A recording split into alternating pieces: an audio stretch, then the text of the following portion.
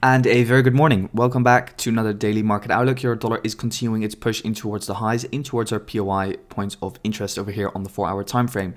Yesterday, what happened was a push down slightly lower, never really reached that POI that I wanted to, just didn't wick in, but did in fact continue in towards the highs after seeing that internal change of character. Obviously, the entire time this low over here was respected, and the overall impulse in fractal structure was from this low all the way in towards this high. We pulled back pretty much exactly towards, let's say, the 50% mark of this overall swing leg, and then continued further in towards the highs.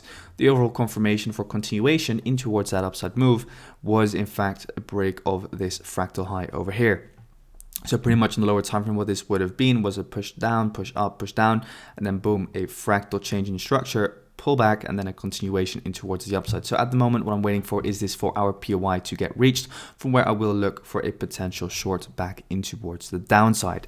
So that's that on the 4-hour time frame. Just quickly going in towards the daily as well. We are still inside of this daily area of supply, which could in fact push price down. However, what we do have to understand is that there's a lot of liquidity being built up above these ranges over here on euro dollar, so we could in fact still see even higher prices here on the daily time frame, liquidity wise.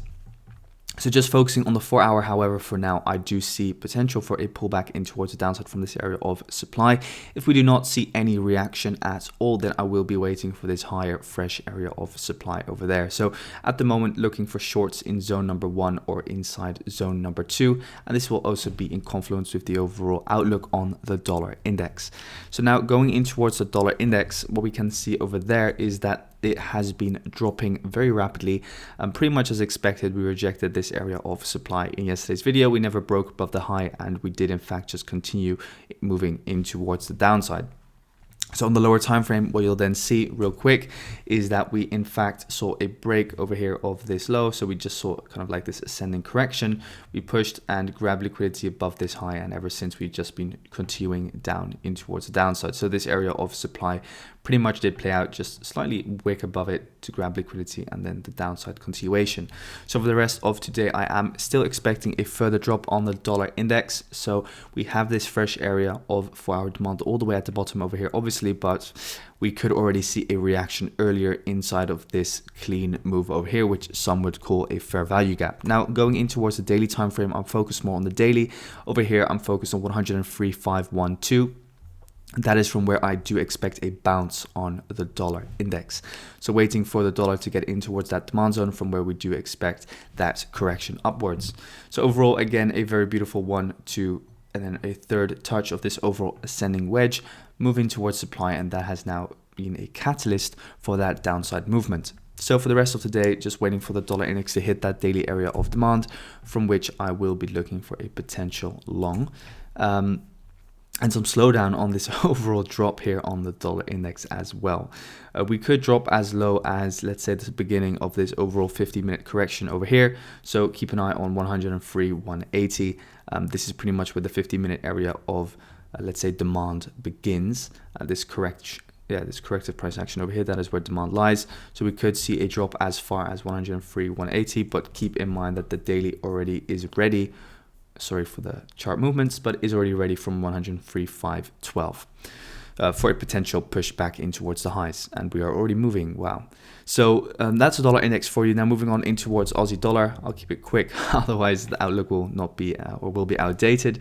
So going in towards the daily here on Aussie dollar, and sorry for the noise, but the daily here, we are still in supply, so we could see a reaction from this area of supply here on Aussie dollar. However, I wouldn't be surprised if we do in fact grab liquidity above the highs over here. Now going in towards the 4-hour, and just to catch up with the daily over here, this is obviously the high, this is the low, so we are not really surprised that we are pulling back. Overall, if we view this as a swing push down, then we want to see a push in towards the 50% mark, obviously preferably in towards this daily area of supply as well. So a push up still on Aussie dollar is favorable for potential shorts to align overall on the 4-hour. Now going in towards the 4-hour time frame, what can we see over there? Well, we saw a break of structure over here in towards the upside on the 4-hour time frame. So what happened? We saw the break of structure in towards the upside. We pulled back. Momentum bullish wise was very strong, so we just pulled back in towards this demand zone, which we mentioned yesterday. As long as this low was respected, as long as this high this is kind of the range that you're trading in between. We see a correction in towards the downside, pushing towards demand, and we continue up higher. So a beautiful setup over here on Aussie dollar. These are the kind of setups that you can always take over here with your stop loss below that 4-hour order block and just trading it with momentum in towards the highs, and that 1 to 3 is about to get hit. Now we're inside of this area of supply where you could look for a potential correction from. So keep in mind that we have to analyze the dollar, what will happen over there, and the Aussie dollar could potentially now start pulling back from here. However, what I do identify is that there's a lot of liquidity again built up above this range and also above this three highs, or these three highs. So I would like to see kind of like a spike up higher even, and potentially hit these two supply zones. So supply zone number 1 or supply zone number 2. Those are going to be the highest probability shorts. However, today, if we see the dollar react heavily, we could already look for some form of a short from this area of supply. However, do keep in mind that there is still liquidity resting above these three highs over here. So that is Aussie dollar for you going in towards the 15. Yeah, I mean, you can obviously see that we have quite the overextend move here on the 50-minute time frame.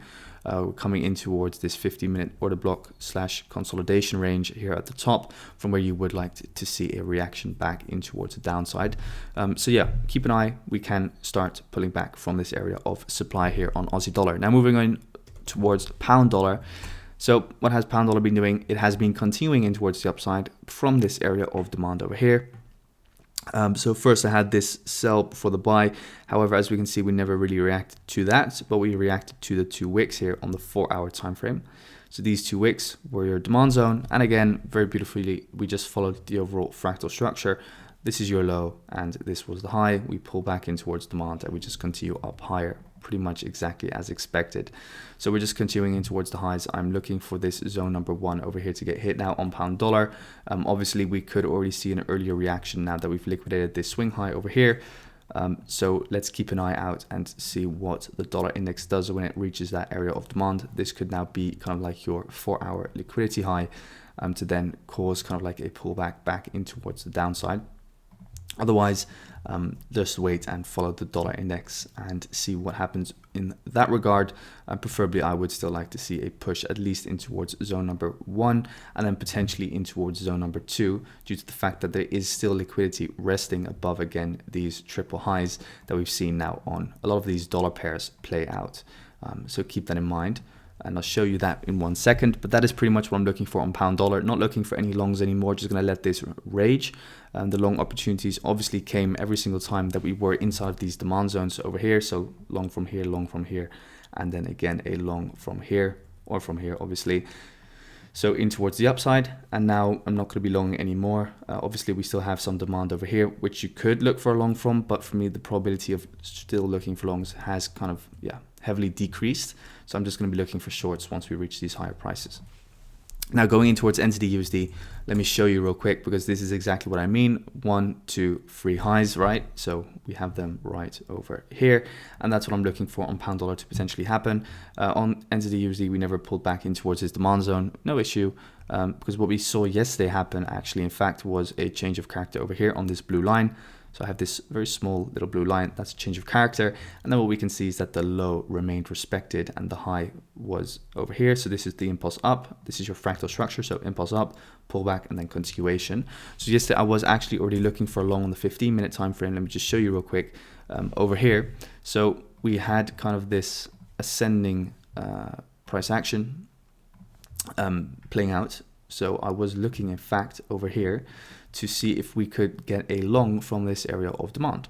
So I went long inside of here, but I just saw that the market was just trickling sideways, and we had news, so I just went out for break even. Was the right decision, because we ended up moving it down deeper, and then the real move up came. But yeah, I was looking for kind of like a breakout and then trading this further in towards the highs.